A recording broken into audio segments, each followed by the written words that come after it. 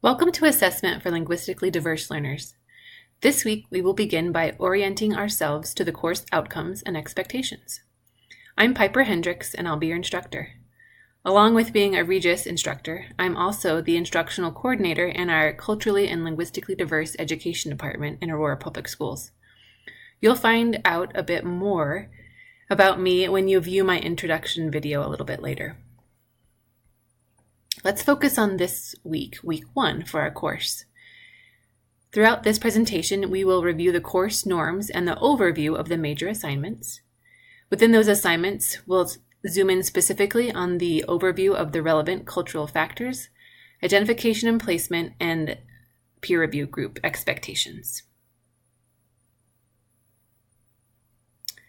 Take a minute to review the norms for our course. What connections do you have, and what might be a new norm that you haven't yet seen? You'll see a complete list of norms for how we interact in this course via the course overview, but here are some of the key norms that represent the mindset of an equity-focused and reflective practitioner. First, this is our learning space. It has been said that perfect is the enemy of good. We hope that you will find this is a place for good learning work, and that perfection is not an expectation, rather growth is. On those lines, our focus is process over product. The processes that we use in this course can be replicated in your practice to analyze and use a variety of assessment information you gather from your English language learners. We come with questions, and we leave with better questions. This statement is plastered on a set of elevator doors at the main Regis campus, and it helps to demonstrate that our goals are less about the right answers and more about engaging in inquiry together. We will always be learners about our learners, and refining and deepening our questioning is an enduring part of this process. Finally, we maintain an asset-focused approach when speaking about students. So we have a little metaphor for you. Have you ever played the game Taboo? You have to describe something, but you can't use what might be the most obvious or familiar words to do so. If you choose to use one of those words on the card, someone buzzes you and you have to try again. Here are some of those buzzable words in our class. Having an asset-focused mindset is critical when we consider culturally responsive practice with groups that are often marginalized. We can't emphasize this enough. At times, it can feel tempting to focus on what we feel students are missing or experiences they do not receive. It is important, however, to remember that all students bring assets if we only take the time to notice and uncover them. Our hope is that this course will help you uncover some of those. And for this reason, let's challenge each other to remove words like these from our vocabulary. In our discussions and reflections, let's work to uncover the facets of our student profiles and stories so that we can truly understand and work from their assets. You'll want to thoroughly review the course syllabus this week to ensure that you feel you have the bird's eye view of the course. So take a moment now to pause the screencast and review the big idea and essential outcomes for this entire course. Think about, where do you see yourself currently in each of these areas? And what are you most looking forward to learning about? What questions come to your mind?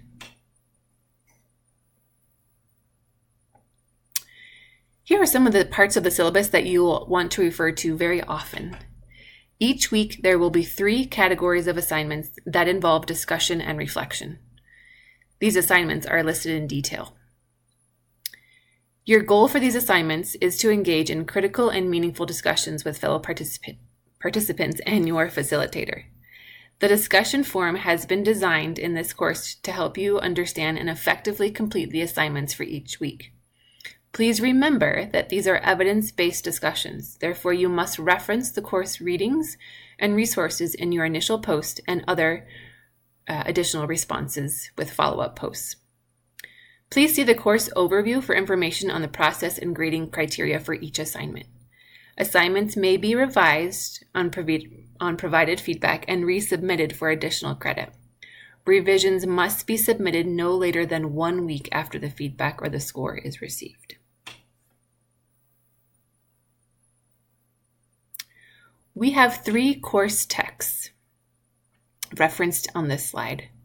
The first text is a comprehensive resource related to differentiating both instruction and assessment for English language learners.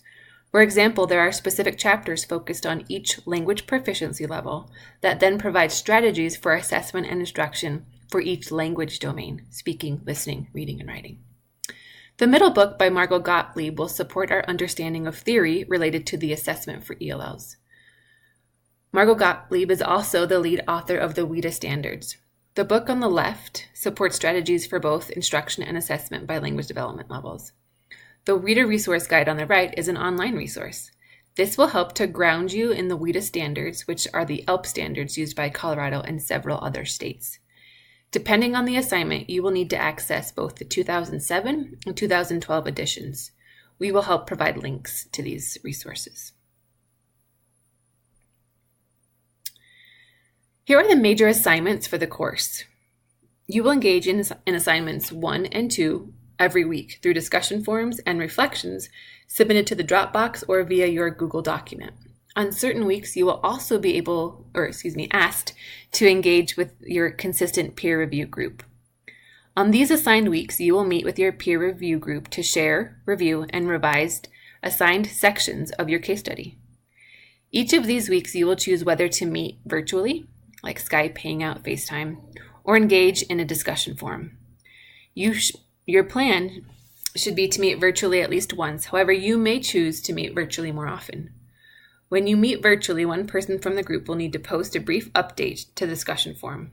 So for these weeks with the peer review work, you will need to decide how you'll meet with your group, schedule that date and time, or posting information, complete the case study assignment for that week and post it to the discussion forum for your peer review group.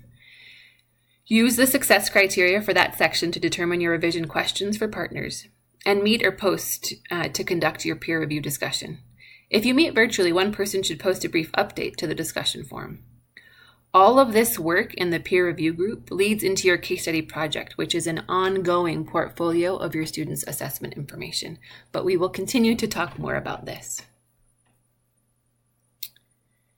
You will be working on your ongoing case study project throughout the course, one section at a time. You will need to download, save a copy of the case study template to work from. More information is detailed in Week 1 outline for how to do this. Once you share this document, you do not have to reshare it again. Your instructors and peer review group will be able to see the most updated version every time we click on it. One of the major assignments within the case study is the formative assessment analysis. You will collect 3 different formative assessments and use tools from WIDA to analyze your students' strengths, next steps, and also consider the supports needed for a future assessment.